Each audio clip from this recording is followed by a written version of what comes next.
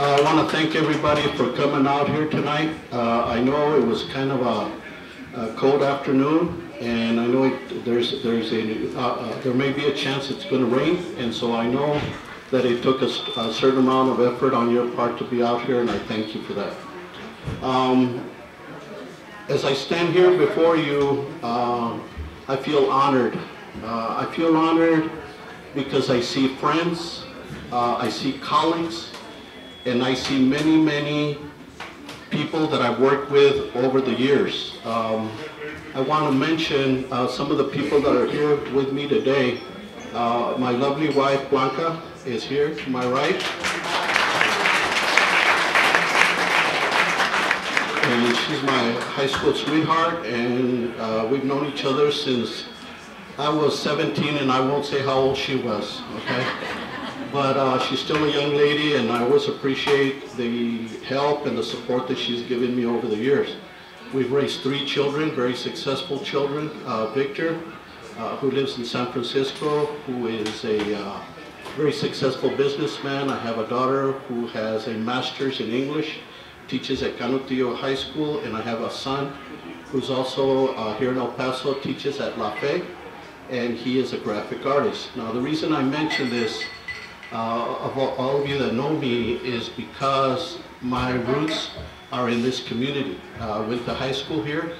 I went to the University of Texas at El Paso. I went to Thurgood Marshall School of Law. I've served as an assistant district attorney in Houston. I've served as an assistant district attorney here in El Paso, and I've also worked with the city attorney's office. Since that time, I have worked a total of about 33 years every day in the courtroom. I am a trial attorney by trade, and I wish to be the judge of the 41st District Court because I feel qualified, because I've been through the process.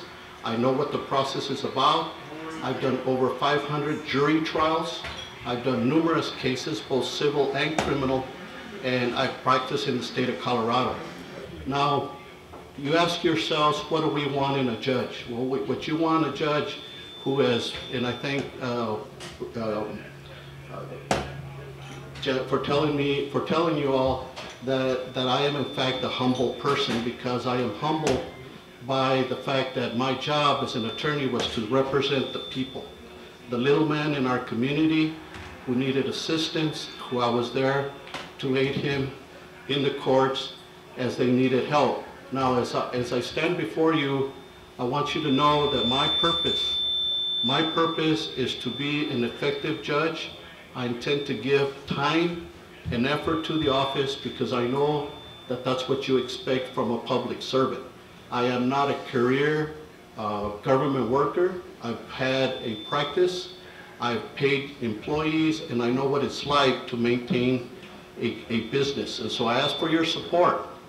Now, I do have 2 opponents in this race, but what I challenge you to do is to compare their experience, compare the amount of trials that they've had, compare that with the service that they've provided to this community, and I ask for your support as soon as we realize whether it's going to be in March or in May, but either way, I ask for your support as the Democratic nominee for the 41st District Court. Thank you very much.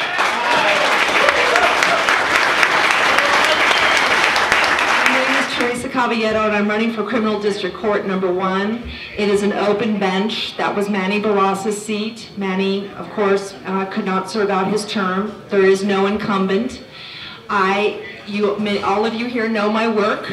I have been out in the private sector, in private practice, and Mike Cervantes pointed out how important that is to have had that experience of being your own boss, working for yourself, hiring people, making payroll, making decisions, and not just being an employee of the government.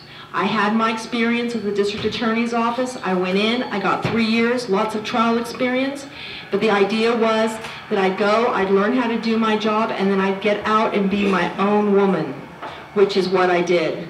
And for 13 years, I've been out pounding the pavement for all of us.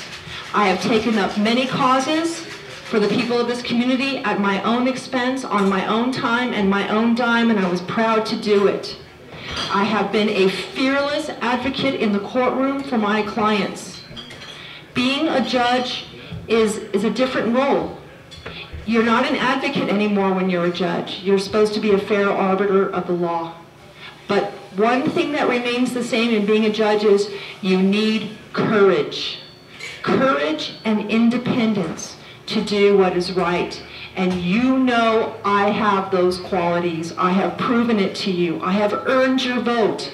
I need for you to go to the polls in March or May or whenever it is and strike your vote for courage and independence and integrity. I owe no one anything.